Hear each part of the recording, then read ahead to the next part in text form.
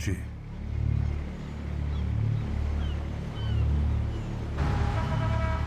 C'est désormais là, au cœur de la plus française des villes d'Algérie, qu'ils vont mener la guerre. Yassef Saadil, le chef du FLN à Alger, l'affirme. C'est à Alger que tout doit maintenant se passer.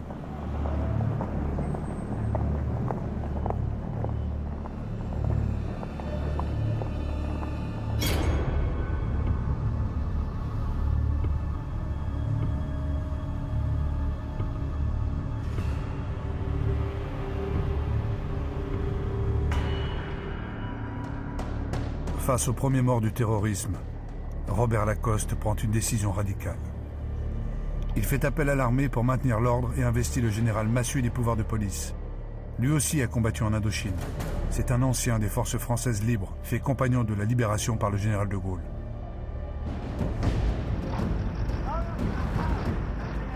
Le 7 janvier 1957, avec le colonel Bijard, il prend possession de la ville avec ses 8000 parachutistes.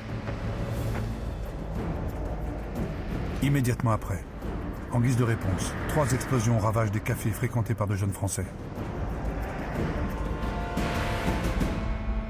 Ce sont 3 femmes qui ont déposé les bombes. Il y a 4 morts et une 60aine de blessés.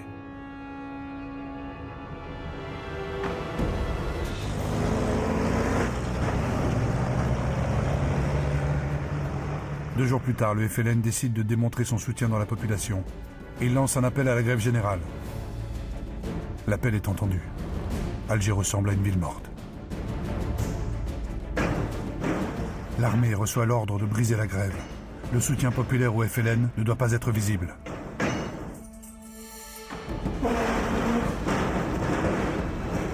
En quelques heures, Massu redevient le maître de la ville. Les parachutistes sont partout. Ils quadrillent la ville, fichent, contrôlent, fouillent, avec une attention particulière pour les femmes. Ils savent que le FLN les utilise pour poser des bombes.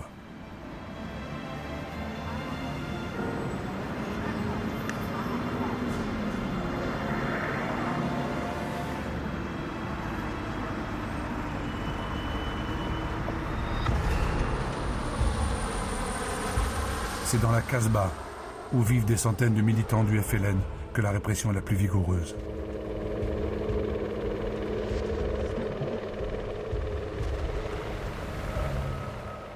L'armée vous parle.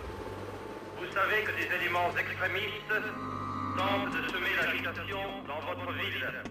Ne vous laissez pas entraîner par ces individus. Les hommes de Massu ratissent. Chaque ruelle, chaque maison, chaque terrasse.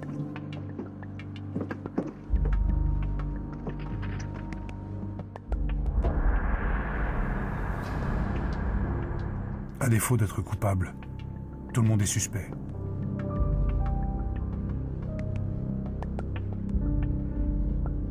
Ces hommes sont expédiés vers ce que les militaires nomment des centres de transit et de triage. Des lieux d'interrogatoire où en réalité se pratique la torture. Comme ici, à la Villa Cecchini. Les interrogatoires se font à coups d'électricité, de simulacres de noyade, de supplices en tout genre. Le but est d'obtenir des renseignements par tous les moyens, dans l'idée de prévenir les attentats. Il y en a eu plus d'une centaine pour le seul mois de janvier. Passé cet escalier, les opérateurs ont cessé de filmer. Mais l'absence d'images, de traces, ne doit pas signifier l'amnésie. La torture est une réalité de la bataille d'Alger, l'une de ses armes les plus sinistres.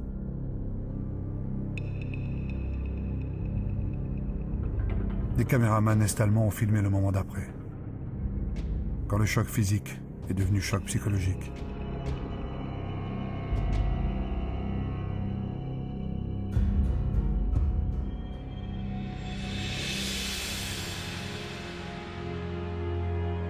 L'usage de la torture et des exécutions sommaires provoque un profond malaise dans l'armée. Si certains acceptent de faire le sale boulot, d'autres officiers refusent. C'est le cas du général de la Bollardière, qui démissionne et qui écrit « La torture dégrade plus celui qui l'inflige que celui qui la subit. »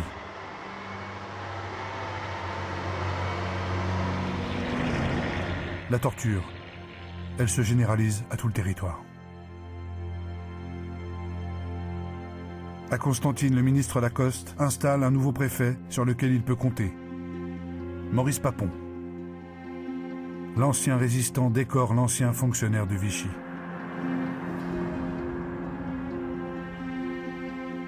Papon couvre la mise en place des DOP, les détachements opérationnels de protection. Leur spécialité, les arrestations, les rafles, les interrogatoires.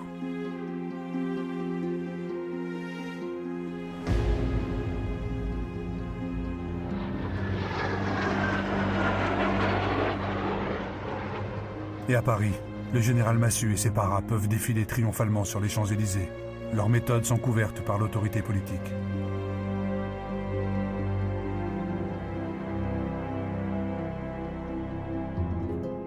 Car pour eux, les résultats sont là. Le nombre d'attentats a chuté. 112 bombes en janvier, 39 en février, puis 29 au mois de mars. À Alger, malgré la violence des derniers attentats, comme celui qui ravage le casino de la Corniche et qui fait 9 morts, les arrestations s'enchaînent. Tant chez les poseurs de bombes que parmi les chefs du FLN, qui tombent les uns après les autres.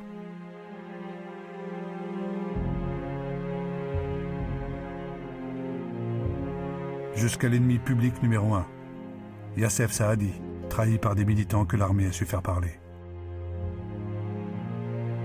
Les réseaux FLN sont détruits. Des milliers d'Algériens ont été arrêtés. Plus de 3000 d'entre eux sont portés disparus. On ne les retrouvera jamais.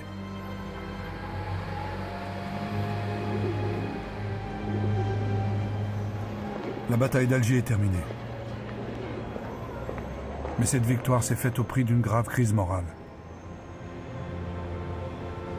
Alors que la question de la torture divise la France, les Français d'Algérie, eux, retrouvent une vie normale.